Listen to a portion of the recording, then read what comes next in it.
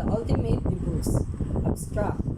Nowadays, it's becoming increasingly frequent holding events in outdoor environments involving a large number of people. Event through these spaces were not designed from a safe perspective in the way that safety is defined today. In such event, high density condition is an ongoing issue as the evacuation becomes very complex due to the space design and the interaction among the pedestrians. It becomes therefore essential to understand the crowd dynamics in high density conditions in order to design crowd management safely. In this context, modeling tools can be used to identify optimal evacuation and crowd management strategies. Introduction. The event strategy describes a precisely planned course of action for the event. It outlines the visions, aim, and objectives of the actions plan proposed for the specific event. The event strategy gives the direction in the same scope of the event over long term. It helps the organization or team to arrange the resources within the challenging environment to meet the needs of the target audiences and to fulfill the expectation that the event stakeholders might have of a specific event. Literature review. This literature review examines the relationship between the internal communication and the team performance and its impact on event management. The research focuses on how communication among various teams can be improve the context of the event management. The importance of internal communication in the team performance are considered in the research, but a research revealed that there is no published literature that has solely focused on the relationship between these two factors. Most of the literature concentrated on the topic of improving internal communication in the organization. Transportation. Transportation management is one of the areas of events and event management that's quite specialized, dealing with large crowds of people and in an area that by design will have large scales.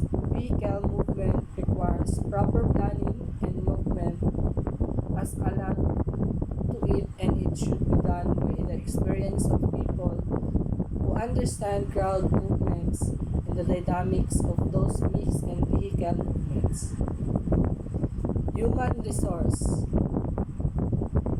Human resource management tasks are most important as the success of every event much depend on how the members of the event's team perform. Such tasks need to be carried out from the moment the planning phase begins right up the end of the event. Sometimes longer. An event may hundreds of people to be involved on a full-time, part-time, contractor, casual, and voluntary basis. The table below indicates the magnitude and diversity of the workforce for a major. Budgeting. Identify which items represents expenses and are sources of revenue that can cover costs. In addition, you need to distinguish between fixed and variable costs in order to effectively forecast a budget for event. Planning your budget with a consideration for the most common expenses and revenues is necessary. Marketing and PR. Important to consider public relations during the early stages of planning launch PR campaign. Think about your goals and objective for the event, the tactics and strategies you want to use to achieve them, and the target audiences you want to reach. Following are some of tips of incorporating PR into event planning process. PR planning that's centered on the purpose of your event. The plan should outline targeted communication channels, key messages for each target audience, a schedule for delivered deadlines, and a list assigning each of responsibilities. Risk management. Identify the risks associated with the activities at your event, assesses the exposure risk, carry put controls in place to minimize risk. Events are the team effort, so risk management should be a task for everyone involved in the final result. Bringing the whole team will ensure that your plan is fully finished out in every direction. Methods.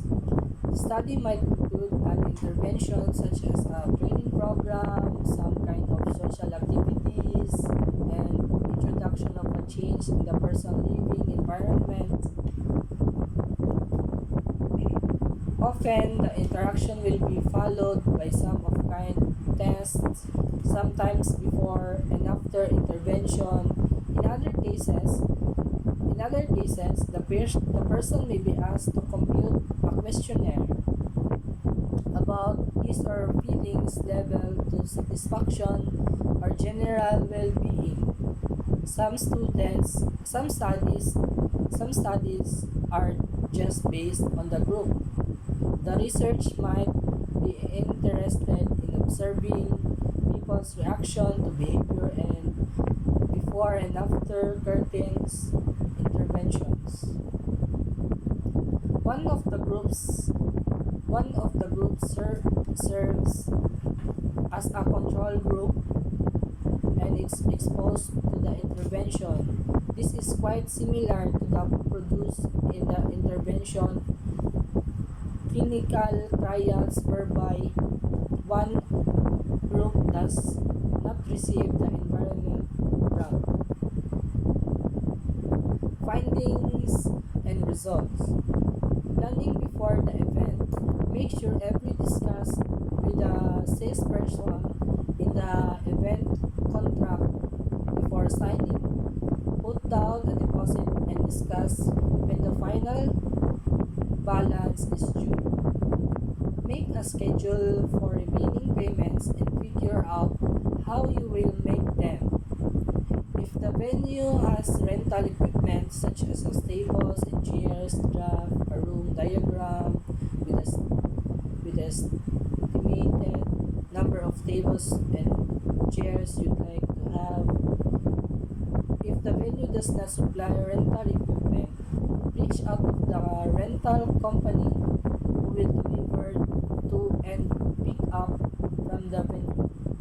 For there, using an event planning guide can help you set deadlines for tasks, hold, and you and the team accountable and remind you of what been done, what is outstanding.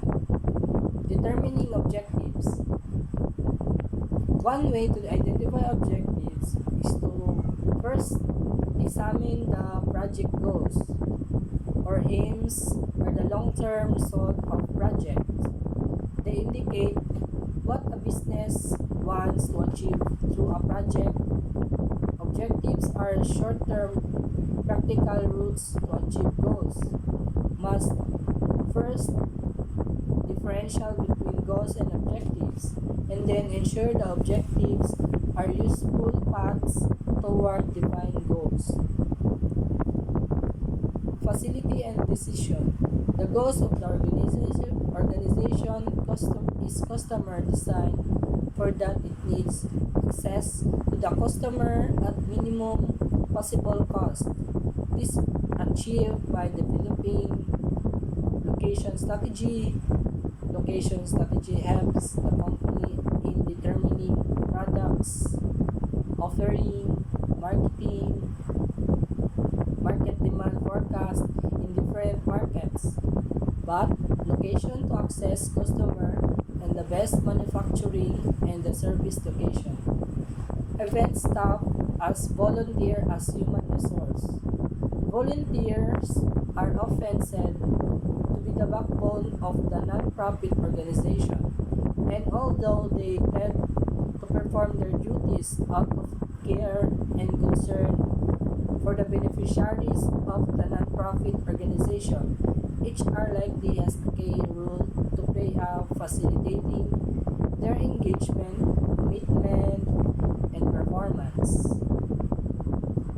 Whereas non-profit organizations have in the past focused on advancing and implementing their vision for the future, they are beginning to acknowledge the importance of implementing a more professional approach to the management of volunteer in order to realize that vision.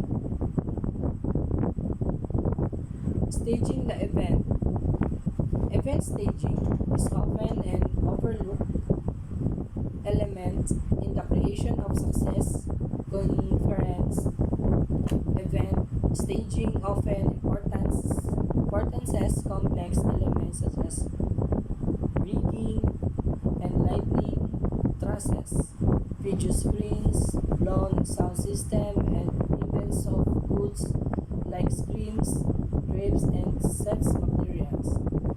There is also the logistical element of staging that is a crucial component of success, including load in and setup, and of course the many safety precautions involved. That's all.